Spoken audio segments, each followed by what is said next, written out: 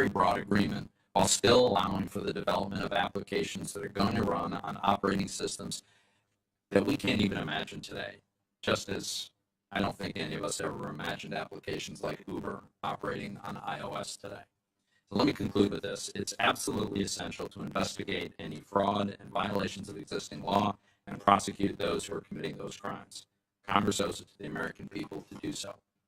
This is fundamentally not about the kind of assets that were held by FTX. It's about what individuals did with those assets. Individuals can be tremendously empowered by the use and access to cryptocurrencies. Cryptocurrencies can protect against inflation when governments irresponsibly manage their own currencies. They can provide useful services without the need for a company or a middleman, and they can let individuals preserve the freedom to transact privately. Mr. Bankman-Fried may well have committed multiple crimes. The SEC and DOJ will determine that. But let's remember to distinguish between human failure and the instrument with which the failure occurred. In this case, the instrument is software, and the code committed no crime. And while Sam Bankman-Fried very well may have, it's important we not convict the code of anything but preserving and protecting individual autonomy. Thank you, Senator Toomey. I'll introduce today's witnesses. Starting on my left, we'll hear from Professor Hillary J. Allen from the American University Washington College of Law. She's testified in this committee remotely last year, I believe. Mr. Kevin O'Leary, an investor, television personality, and founder of several companies. Mr. O'Leary, welcome. Ms. Jennifer Schultz, the Director of Financial Regulation Studies at Cato, Center for Monetary and Financial Alternatives. Ms. Schultz, welcome. And Mr. Ben McKenzie Schenkkan, an actor, writer, director, is co-writing a book on cryptocurrency and fraud. Mr. Schenkkan, welcome. And Professor Allen, please begin. Chairman Brown, Ranking Member Toomey, and members of the committee, thank you for inviting me to testify today. My name is Hillary Allen, and I'm a professor of law at the American University Washington College of Law, and I'm the author of the book Driverless Finance, FinTech's Impact on Financial Stability. I would like to make 3 points today. The first is that FTX's failure was not an isolated incident, but is symptomatic of many broader problems in the crypto industry. FTX is just the latest in a series of major crypto industry failures. Failures of centralized crypto intermediaries like Celsius, and failures of DeFi offerings like Terra Luna. These failures arose in large part because of a feature that is unique to the crypto industry. Crypto assets can be made up out of thin air. When assets can be made up out of thin air, that generates leverage that makes the whole system more vulnerable to booms and busts. When assets can be made up out of thin air, they can also be used to obscure financial realities, as was done with FTX's FTT tokens, which were used as collateral for the FTX customer assets loaned to Alameda. How can you have any reliable check on the valuation of an asset with no productive capacity behind it? The attestations of proofs of reserves offered by the crypto industry are poor substitutes for rigorous and independent audits. Such an environment is highly conducive to fraud. Sam Bankman-Fried may have engaged in good old-fashioned embezzlement, as it was put yesterday, but the embezzlement was able to reach such a scale and go undetected for so long because it was crypto, shrouded in opacity, complexity, and mystique. To be clear, decentralization won't protect us from future crypto frauds, because even if DeFi is technologically decentralized, it is not economically decentralized. If one person owns 90% of the governance tokens that control the software, which is quite common in DeFi, then they could cause it to perpetuate shady behavior. The second point I want to make is that when we talk about regulating crypto, we're often not being specific about the type of regulation we mean to apply. There are several different options. A ban on crypto, for example, would be the most straightforward way of protecting both investors and the financial system. And because crypto isn't really decentralized, it is impossible to enforce such a ban. If policymakers don't wish to proceed with a ban, then they will need to be careful to ensure that any laws that they do adopt don't inadvertently make crypto too big to fail. Crypto should not be regulated like banking products, because that would give crypto access to the government support that we afford to banking because of its critical role in providing credit and processing payments for the broader economy. Banking regulation should, however, continue to keep actual banks away from crypto. The harm from FTX's collapse has been limited to those who invested in crypto, but allowing crypto to integrate with the rest of our financial system could cause a broader financial crisis that would hurt those who never even invested. Investor protection regulation, as opposed to banking regulation, doesn't come with any deposit insurance or lender of last resort. It doesn't signal that an investment is a good investment or that an investment won't lose value. Robust enforcement of the securities laws could make significant strides in protecting U.S. investors without conveying the message that crypto is too big to fail. The SEC has been very clear in its public statements that most crypto assets are securities. But Sam Bankman-Fried and the rest of the crypto industry weren't looking for this clarity on the current law. They were looking for changes in the law that would accommodate the industry. In particular, they wanted to be regulated by the CFTC and not the SEC. I respectfully submit that Congress should not adopt legislation to that end that was endorsed by Sam Bankman-Fried.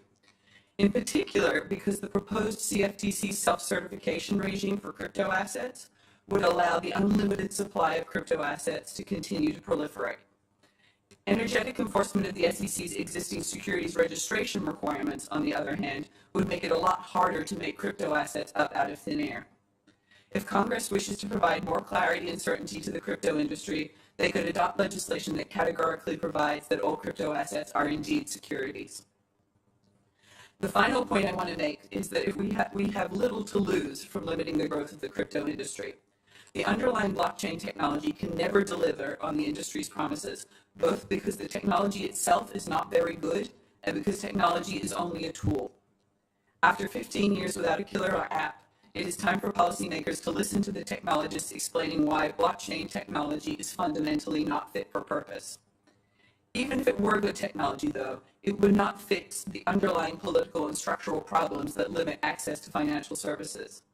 In many ways, relying on the crypto industry to improve access to financial services is like adopting a policy to open more casinos in underserved communities. And to those who say that crypto investment is a matter of personal choice, crypto creates problems even for those who choose not to invest in it.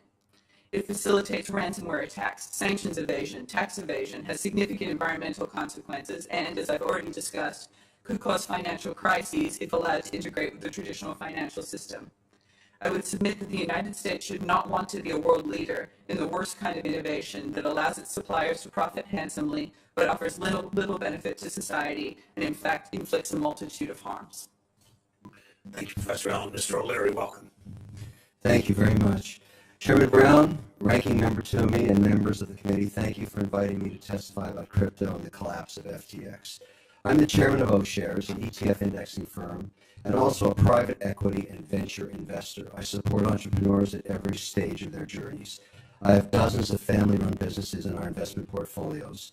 My extensive social media platform enables me to tell the stories of their products and services to help reduce their customer acquisition costs. It's a model that has worked well for over a decade and helped support so many small American businesses, which create over 60% of the jobs in the American economy. In 2017, I was a public critic and skeptic of crypto and blockchain technology. As the global regulatory environment began to open up in 2018, I began to invest.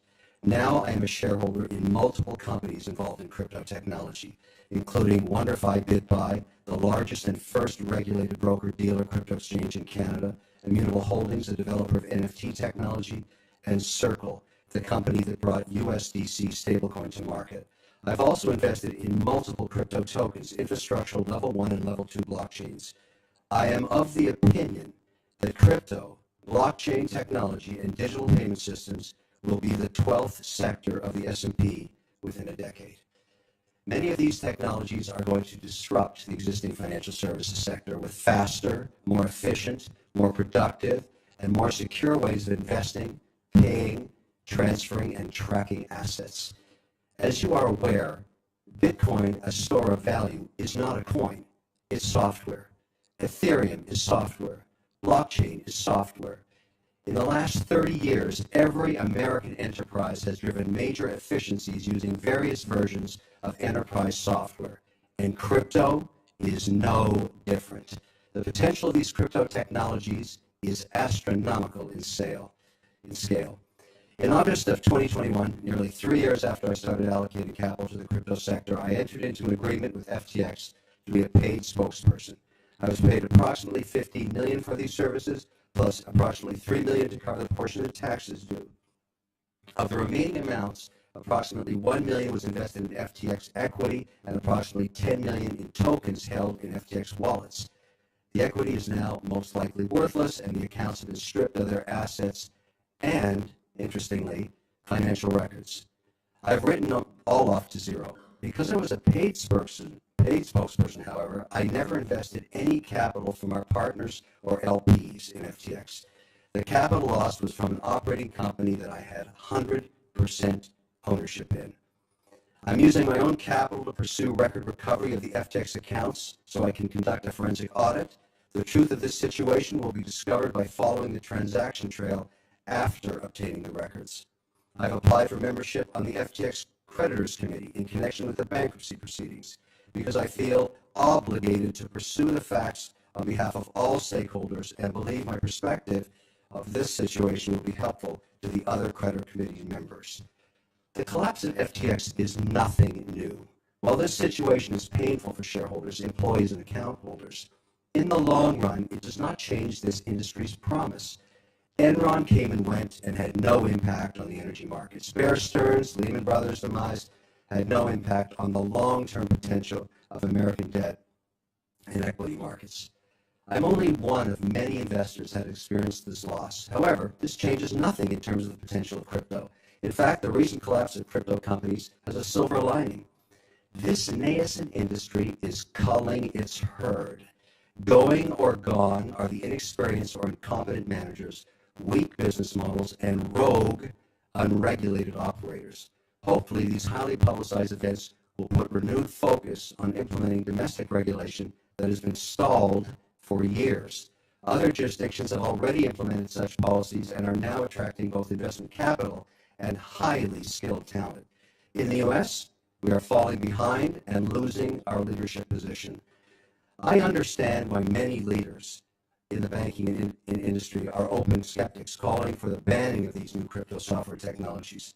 Disruption is always uncomfortable at first, and entrenched businesses abhor new competition.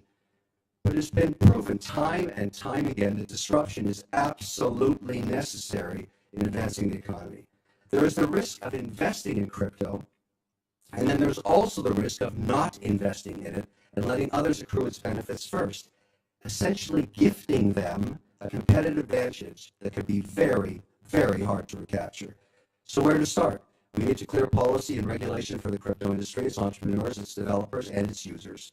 Congress should start by passing bipartisan legislation that creates a sensible regulatory framework for digital stablecoins backed by the U.S. dollar. Why? A well-regulated stablecoin backed by the U.S. dollar and other high-quality liquid assets could become the global default payment system over time. The U.S. dollar already denominates the price of oil and other commodities. Why not everything else? What could be more bipartisan than this? Let me close with this. We need to get to the bottom of what happened with FTX, but we can't let its collapse cause us to abandon the great promise and potential of crypto. Thank you, Mr. O'Leary. Ms. Schultz, welcome. Thank you. Chair Brown, Ranking Member Toomey, and distinguished members of the Senate Committee on Banking, Housing, and Urban Affairs. My name is Jennifer Schultz, and I'm the Director of Financial Regulation Studies at the Cato Institute's Center for Monetary and Financial Alternatives. Thank you for the opportunity to participate in today's hearing. At the outset, I note that because the facts are developing, it is premature to definitively diagnose the causes of FTX's demise. Claims of fraud and contractual breaches should be vigorously pursued, and courts should determine what crimes and violations took place. Importantly, the issues with FTX do not appear to be intrinsically tied to cryptocurrencies or other blockchain technologies. John Ray, the company's bankruptcy CEO, described the situation as a complete failure of corporate controls and a complete absence of trustworthy financial information. These risk management failures, whether the result of intentionally fraudulent practices or the product of gross negligence, should reflect on the perpetrators themselves, not on the crypto ecosystem. Today, I suggest 3 takeaways for policymakers. First, there are important distinctions between centralized entities and decentralized projects. Policies designed to address risks posed by centralized financial intermediaries should not be blindly applied to decentralized projects. FTX is at heart a traditional middleman. As a centralized exchange, and like a traditional bank or broker, FTX took possession of people's assets and kept the books, however poorly. Decentralized finance, or DeFi, seeks to mitigate these intermediary risks through technology. While designs vary, decentralized exchanges utilize open source software to provide exchange services by, among other things, publicly recording transaction data and allowing users to self-custody assets. That's not to say that decentralized exchanges solve every problem or eliminate every risk, or that DeFi is always preferable to centralized finance. Rather, the point is that different risks ought to be treated differently. Second, unclear regulation remains a problem that can drive innovation offshore. A rational regulatory framework should distinguish between projects that reproduce the risks of traditional finance and those that mitigate those risks through disintermediation. For exchanges to provide rules that are narrowly targeted to relevant risks, Congress should provide for centralized marketplaces to register with the CFTC for crypto commodities and the SEC for crypto securities. Decentralized exchanges should be permitted to voluntarily register, which recognizes their capacity to address intermediary risks through technology. Addressing marketplace regulation, though, is only part of the task. It is also important to clearly define when crypto projects trigger securities regulation to determine which regulator oversees trading and what customer protections are appropriate. Federal securities law is appropriately applied to address the specific risks of fraud, deception, and manipulation by developers, sellers, or promoters who are active managers of a crypto project. But where no individual or entity acts like a manager, Congress should clarify that securities laws do not apply. Congress should also provide a disclosure option for decentralizing projects that covers information relevant to crypto purchasers. Finally, following FTX's bankruptcy, there have been the usual calls to protect consumers by banning crypto, or paradoxically, by declining to regulate crypto to delegitimize it. This type of protection, premised on a value judgment about the worth of the crypto ecosystem, takes the choice to engage in technological innovation out of the hands of consumers, investors, and entrepreneurs, and wrongly places it in the government's hands. While circumspection around a novel asset class and technology is more than fair, blocking access to an instrument that approximately 1 in 5 Americans already have chosen to use for diverse purposes, from trading to sending remittances, is entirely different. That crypto has yet to meet all of the goals that it or others have set is not a reason to limit access. Moreover, the risk that some people will lose money does not justify harsh regulation. Risk is a natural component of markets, and failure is often necessary for development. Americans should be able to participate, for better and for worse, in that process. Thank you, and I welcome any questions you may have. Thank you, Ms. Schultz. Mr. Schenkkan, welcome. Thank you, Mr. Chairman. Chairman Brown, Ranking Member Toomey, members of the committee. Thank you for inviting me to testify before you today. This hearing has been called for 2 reasons. The first is to examine the spectacular collapse of the crypto exchange FTX and its sister company Alameda Research, both owned by Sam Bankman-Fried. These companies, valued at more than $32 billion earlier this year, are today worth less than nothing. In fact, they are $8 billion in the hole. The demise of FTX and Alameda represent the most spectacular corporate downfall since Bernie Madoff's Ponzi scheme imploded in the wake of the great financial crisis. It has captured the nation's attention. Like Madoff, FTX and Alameda owe enormous sums to supposedly sophisticated investors such as venture capital firms and hedge funds. And like Madoff, they also owe a lot of money to regular people. However, the carnage at FTX is far more widespread. Madoff defrauded some 37,000 clients. FTX claims 32 times that amount in the U.S. alone. According to FTX, some 1.2 million retail traders, aka regular folks, and 5 million worldwide have lost access to the money they entrusted to FTX. It is unclear when, if ever, they will get any of that money back. The harm to those consumers, I would prefer the term investors, is the second reason we are here today, and it is fitting that I am here, for those people are the focus of my attention. I believe they, and the estimated 40 million other Americans who have invested in cryptocurrency, have been sold a bill of goods. They have been lied to in ways both big and small by a once seemingly mighty crypto industry whose entire existence in fact depends on misinformation, hype, and yes, fraud. The first lie is the most obvious. Cryptocurrencies are not currencies by any reasonable economic definition. Anyone with even an undergraduate degree in economics, such as myself, can tell you that money serves three functions: medium of exchange, unit of account, and store of value. Cryptocurrencies cannot do any of the three well, and they have no hope of ever doing so, for reasons I am happy to discuss at greater length during our session. But in the interest of time, let's keep it simple for now and focus on the present. If cryptocurrencies are not currencies, then what are they? Well, what do they do? How are they used? Via FTX, Binance, and a host of other exchanges usually domiciled overseas, millions of Americans have used real money to purchase some of the over 20,000 cryptos in existence today. According to a recent Pew study, they are doing so as an investment, a way of making money. So, what do we have in the eyes of the law? We have an investment contract, more precisely, a security, an investment of money in a common enterprise with the expectation of profit to be derived from the efforts of others. To my mind, the four prongs of the Howey test are easily satisfied by every coin, token, or whatever nonsense words the crypto industry attaches to lines of code stored on ledgers called blockchains in an attempt to convey legitimacy or technological sophistication to them. But if these cryptos are securities, they're bizarre ones.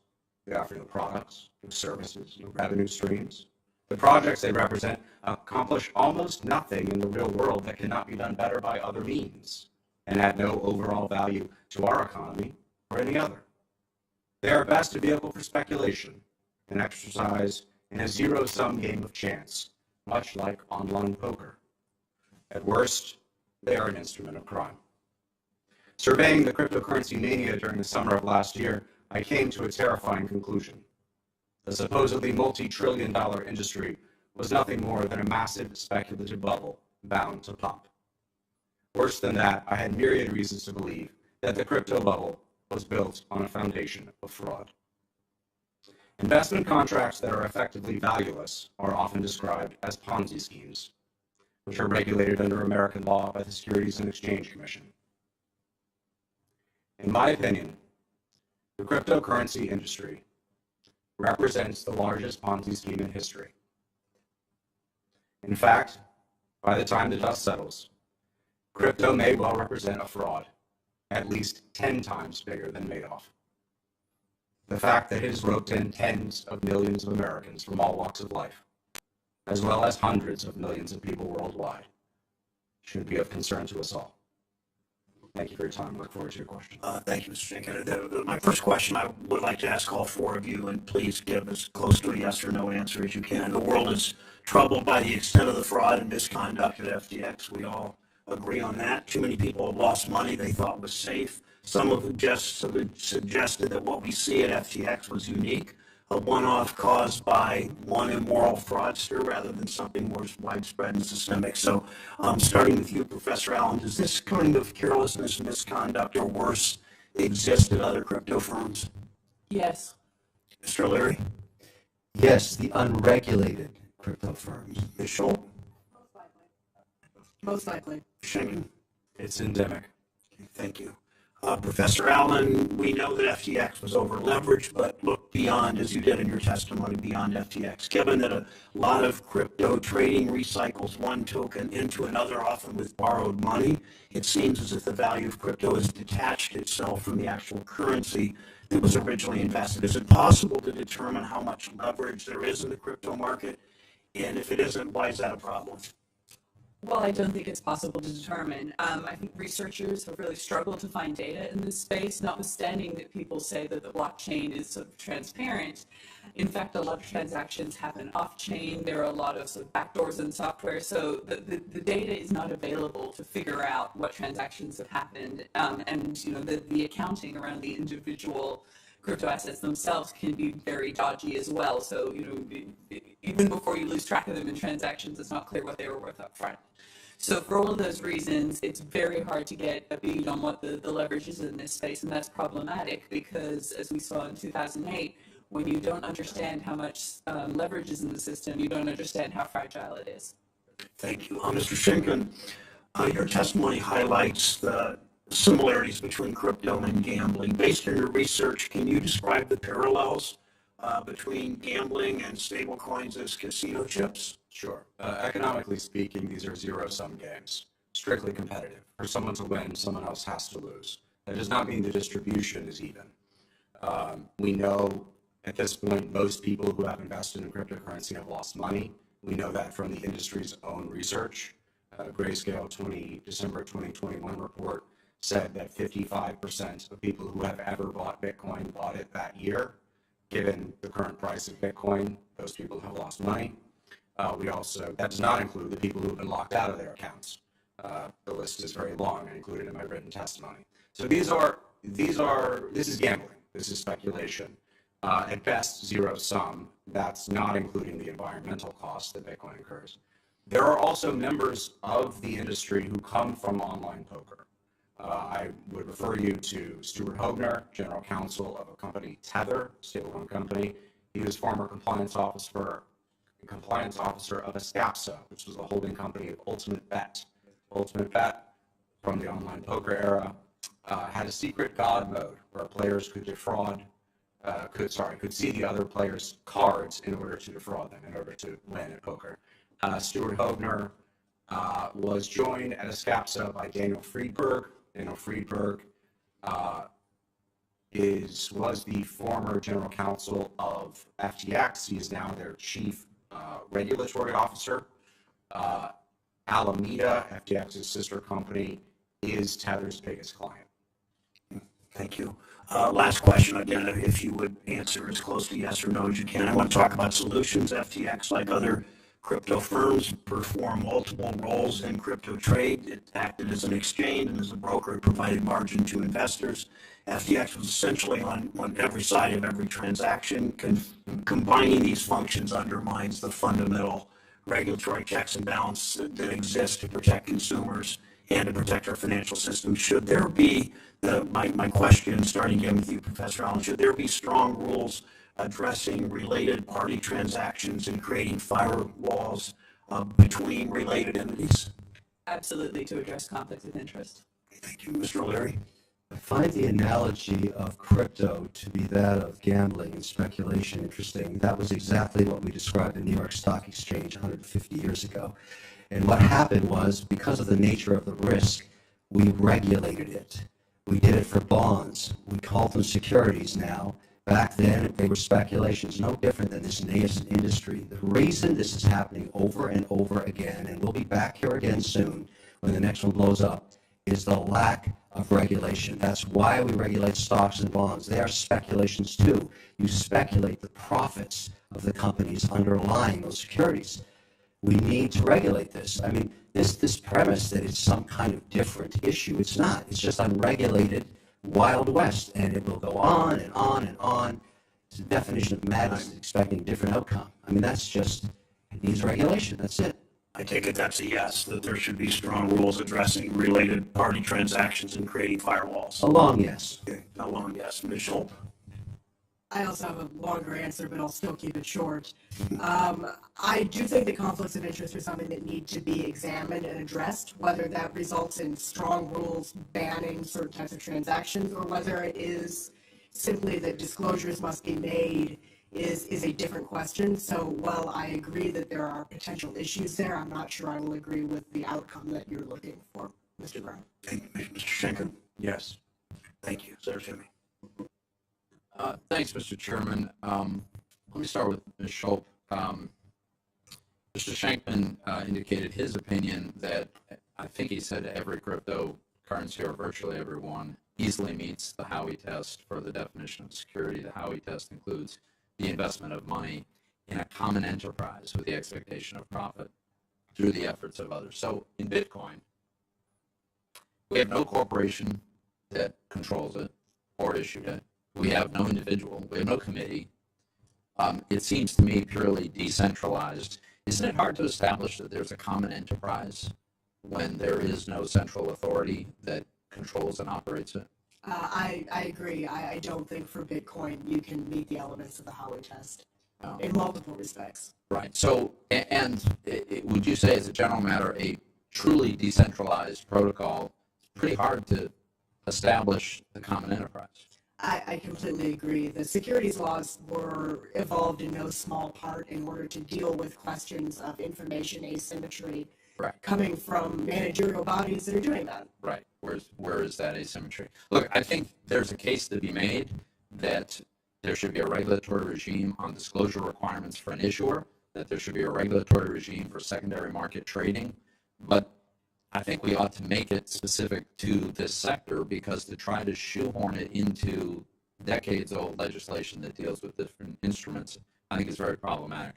Mr. O'Leary, it seems to me that tokens are very often the tool or mechanism to incentivize people to validate and maintain a distributed ledger. Now, you can gamble with them. You can speculate as to what a given token is going to be worth. But it seems to me that underlying blockchain technology is potentially extremely powerful, is actually already being used in a variety of ways.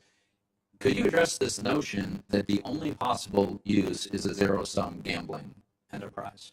No, I don't agree with that at all. It's preposterous to say that. The potential of blockchain technology in authenticating physical assets and contracts and tokens, as you suggest, is incredibly powerful. In fact, I think what's going to happen as we peel the onion on FTX over the next year or two is the shining outcome of the success of the blockchain to track these assets will become the focus of everybody. We will realize every security or token that left FTX, left Alameda, got traded between shareholders, all tracked irrefutably on the blockchain. The power of this technology is very harnessable, very powerful, and of course we should lead the world in it because so much of it is developed here. The hottest hands coming out of MIT right now, where do they want to work? A third of the class. They want to work on the blockchain. You can't take that much potential and not expect extraordinary outcomes. This is a remarkable technology. Yes, it requires regulation, but if you just ask where the hot hands are going, the great engineers, this is where they're going. We train them here, and then we kick them out of the country so they do their work somewhere else. So let me ask you directly. You're an investor in FTX, and I know you've spoken frequently with Sam Bankman-Fried over an extended period of time. Why do you believe FTX failed? I have an opinion. I don't have the records. Here it is. After my accounts were stripped of all of their assets and all of the accounting and trade information, I couldn't get answers from any of the executives in the firm, so I simply called Sam Bankman-Fried and said, "Where is the money, Sam?" He said he had been refused access to the servers. He no longer knew.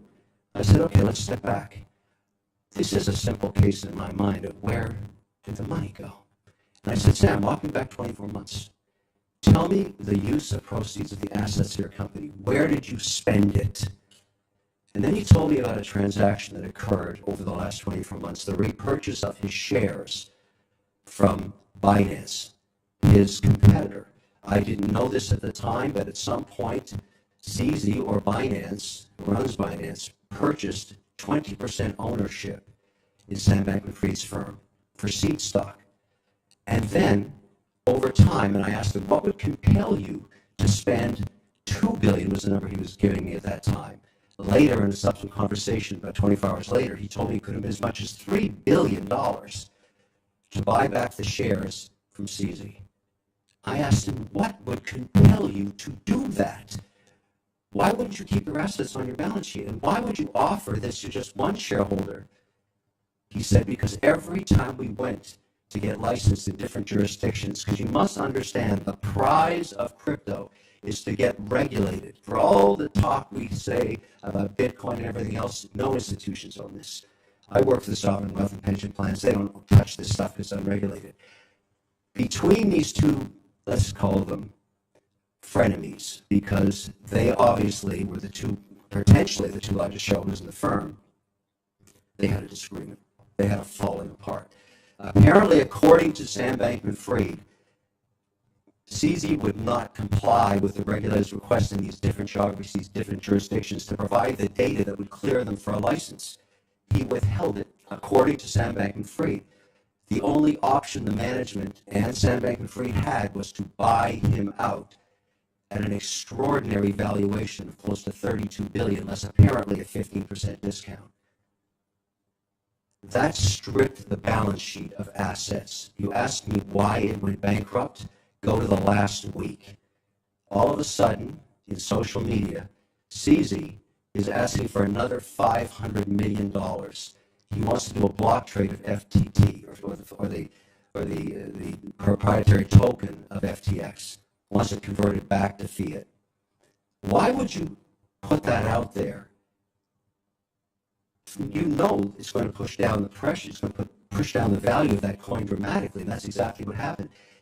Every trader knows if you have a large block trade, you go negotiate a clearing price with other buyers and you do the transaction. In my view, my personal opinion, these two behemoths that own the unregulated market together and grew these incredible businesses in terms of growth were at war with each other. And one put the other out of business intentionally. Now, maybe there's nothing wrong with that. Maybe there's nothing wrong with love and war. But finance is a massive, unregulated, global monopoly now. They put FTX out of business. Now, lots of other reasons, I'm sure, but that's my personal opinion. That is what Sam Bankman-Fried told me in terms of where the assets went. Why should we care? Single reason. I'm a shareholder. You tell me the two largest shareholders do a transaction together, that's a related party transaction. I'm not sure that's okay. Maybe I want a Madoff clawback on those proceeds. Maybe I want to pursue that. Mr. O'Leary, I'm sorry, you're about 3 minutes over. You have a follow-up, sir, to me. I had another topic, so if you do the second round, I'll Okay, take thank it you. up then. Thank you, Mr. Thank you. Senator Reid, Rhode Island. Well, thank you very much, Mr. Chairman, and thank you, panel, for your insights. The restructuring officer, John Ray, described in detail the absence of audited or reliable financial statements, absolutely no internal controls. Professor Allen, I'd like to ask a few questions about FTX and how they were able to get away with essentially cooking the books. First, was FTX a publicly traded company? No. As a private company, was FTX required by law to disclose basic information to the public about its business, like audited financial statements? No. Was FTX required to disclose transactions with related parties, like Mr. Bankman-Fried's hedge fund called Alameda Research? No. And also Mr. O'Leary's example, that would be required to be disclosed. Was FTX required to have a chief financial officer or disclose whether a financial expert was on the board of directors? No. Was FTX auditor required to assess the effectiveness of the company's internal and corporate controls? No. And if FTX had been a publicly traded company, would it have been required to make the disclosures and attestations that we've just discussed? Sorry, I missed that question. If FTX had been a publicly traded company, would it have been required to make the disclosures and attestations that we've just discussed? Yes. Okay. I thank you very much. And it's just not that FTX is a private company. In fact, just about all the biggest companies in the crypto industry are also privately held. And in September, I introduced S4857, the Private Markets Transparency and Accountability Act, which would require the nation's biggest private companies, including FTX, to disclose basic information about their financial condition and comply with basic corporate governance requirements. And according to a letter from the North American Securities Administration, this legislation, in their words, would have made it easier for all of us to spot or prevent the alleged fraud and other misconduct at FTX earlier. So, Mr. Chairman, I would ask unanimous consent to include this letter in the record. Without objection, sir. The whole point is that we've all talked about the need for regulation, and I think that's obvious. And we have many mechanisms pending here in the Senate and the House to do that. We just have to move quickly. I would suggest this is a good place to start. And the final question, Professor Allen, do you think that would have helped illuminate what was going on at FTX? Yes, I think so. I mean, attestations and proof of reserves and other forms of accounting disclosures common in the crypto industry, they don't include the rigor, the independence, and the professional skepticism we get from auditors. But I would note that we should be wary of FASB's moves to implement fair value accounting for crypto assets, because accepting market valuations from the crypto industry could potentially undermine the value of the audit function, and that's something to be wary of. Thank you very, very much. When we talk about the crypto tokens, in fact, it's reported that FTX held about $900 million in liquid assets and $9 billion in liabilities when it failed. And the vast majority of FTX assets were illiquid cryptocurrencies created and promoted by FTX and Alameda. And the company held them at wildly optimistic valuations that turned out to be of little resemblance to reality. Can you explain how aggressive valuation practices contributed to the failure of FTX and put customers at risk, Professor? Sure. As I outlined in my written testimony, many crypto assets are created out of thin air, and there's no real basis for their valuation.